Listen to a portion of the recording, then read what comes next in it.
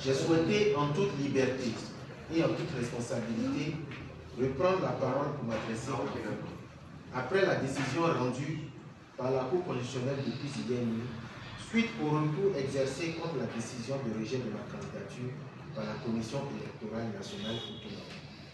C'est une décision malheureuse et dommageable car j'ai été victime de dysfonctionnements internes à mon parti politique et d'adversité coupable.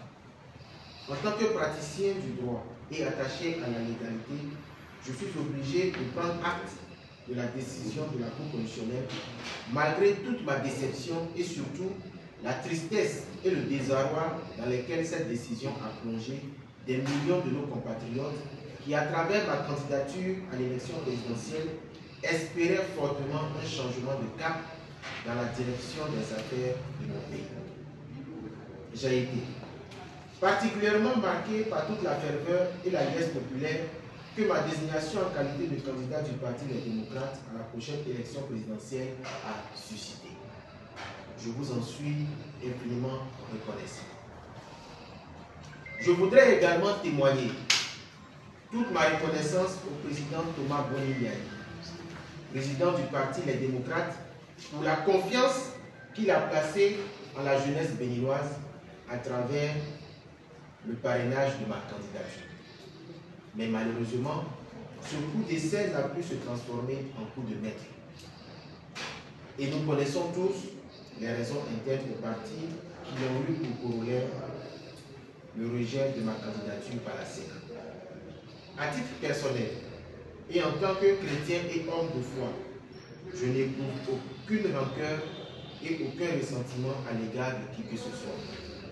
Notamment l'honorable Sodinou Michel, à qui j'exprime mes regrets. J'invite le peuple béninois à en faire de même et à ne poser aucun acte de violence ou de représailles afin de préserver la paix sociale et la concorde. Tout ceci fera partie malheureusement de notre histoire commune, car cette élection, comme d'autres, ne sera pas inclusive et consensuelle malgré les directives données par les pères fondateurs de l'historique Conférence nationale de forces vives.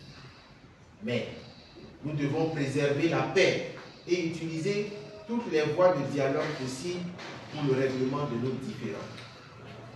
Tirant les leçons de toute cette expérience exaltante, au cours de laquelle j'ai pu défendre des hommes et femmes politiques de premier plan pendant près d'une décennie pour le respect des libertés et de la démocratie, je pense après moult réflexion qu'il est peut-être temps de faire une pause.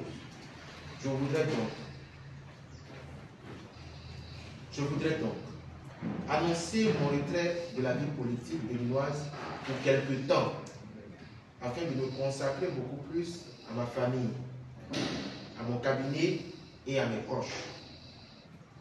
C'est une décision extrêmement difficile, mais longuement réfléchie. Je voudrais en outre, et avant de conclure, m'adresser aux candidats retenus par la Sénat pour la prochaine élection présidentielle, le 12 avril 2026, et particulièrement aux plus jeunes de ces candidats. Monsieur le ministre d'État, Romuald Wadani, votre responsabilité dans la conduite de la destinée du Bénin sera grande. Vous êtes brillant et compétent. C'est un secret de polichinelle. Mais le peuple béninois reste et demeure attaché à la liberté, à la justice sociale et à la réconciliation de tous ses fils privés de liberté et contraints à l'exil.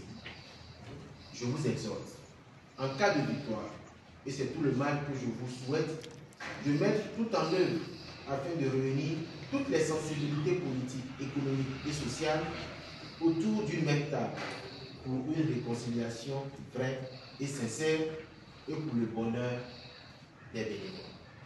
Que Dieu bénisse le Bénin. Je vous remercie.